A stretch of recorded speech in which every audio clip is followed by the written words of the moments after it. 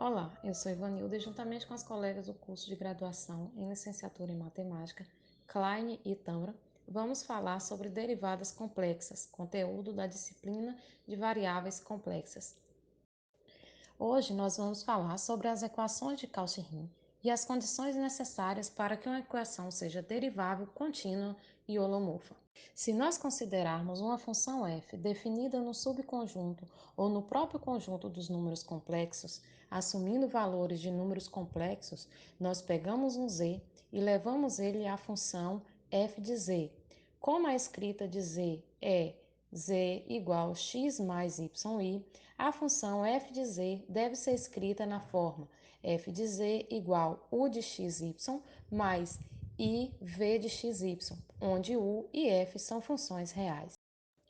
Então, nós temos o plano complexo x e y, onde escrevemos os elementos z0 e levamos para o plano complexo u e v.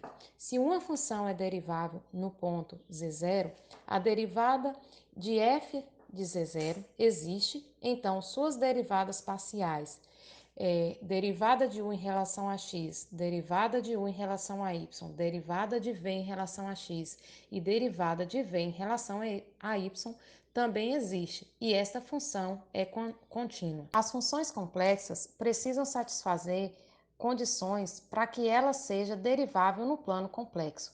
Hoje vamos falar como as equações de Cauchy-Riemann podem nos auxiliar nessa verificação.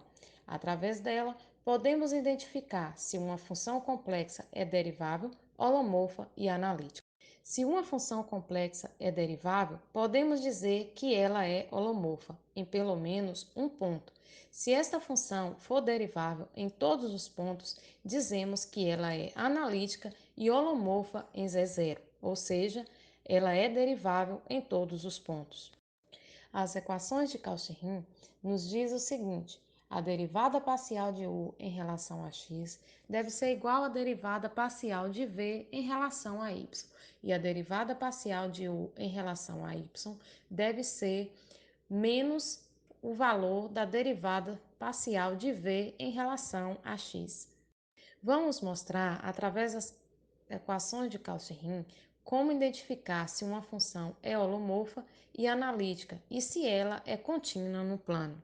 Dada uma função de valor complexo f de z igual a z ao cubo, sabendo que a função f deve ser escrita na forma x mais yi, temos que f de z é igual a x mais yi ao cubo. Desenvolvendo, temos f de z igual a x ao cubo mais i que multiplica x ao quadrado y, mais 3x que multiplica yi ao quadrado, mais i que multiplica y ao cubo. Arrumando, então temos x ao cubo mais i que multiplica 3x ao quadrado y menos 3x y ao quadrado. Porque quando elevamos yi ao quadrado, temos y ao quadrado que multiplica menos 1, que é o valor de i ao quadrado, menos yi ao cubo. Porque quando colocamos i ao cubo, ele vale menos i. Então, organizando a função, temos f de z igual a x ao cubo menos 3xy ao quadrado, mais i que multiplica 3x ao quadrado y menos y ao cubo. Agora, podemos fazer a derivada parcial, onde temos a parte real sendo u de xy igual a x ao cubo menos 3xy ao quadrado, e a nossa parte imaginária sendo v de xy, que vale 3x ao quadrado y menos y ao cubo. Agora, podemos fazer a derivada parcial utilizando as condições de Cauchy-Riemann. A primeira condição de Cauchy-Riemann é que a derivada parcial de u em relação a x seja igual à derivada de v em relação a y.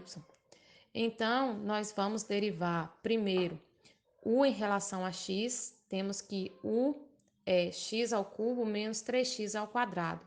Derivando em relação a x, tem x ao cubo é 3x ao quadrado e menos 3xy ao quadrado é menos 3y ao quadrado. Agora, derivando v em relação a y, nós vamos pegar o valor de v, que é 3x ao quadrado y menos y ao cubo.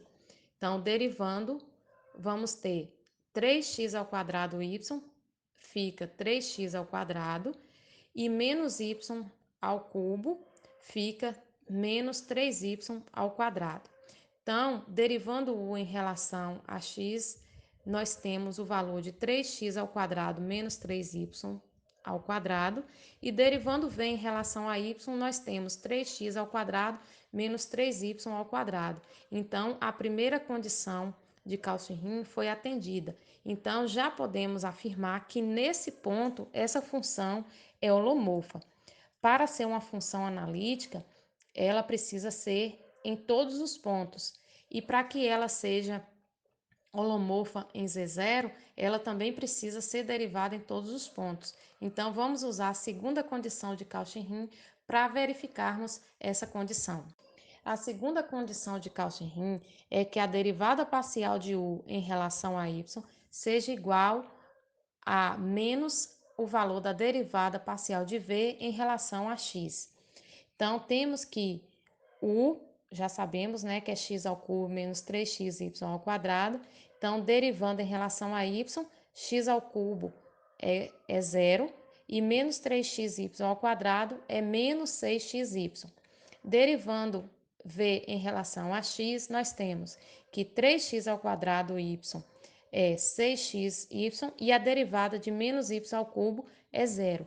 Então, podemos observar que, derivando u em relação a y, nós temos menos 6xy, e derivando v em relação a x, nós temos 6xy.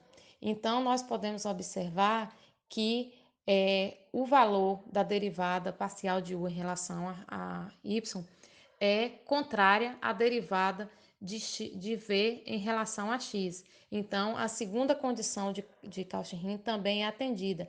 Então, nós podemos dizer que essa função de z ao cubo atendeu às condições de Cauchy-Riemann, ela é holomorfa em todos os pontos, é uma função contínua no plano e, portanto, também é uma função analítica. Resumindo, hoje falamos sobre como as condições de Cauchy-Riemann podem nos auxiliar para verificar se uma função f de z é derivável e se ela é contínua e holomorfa.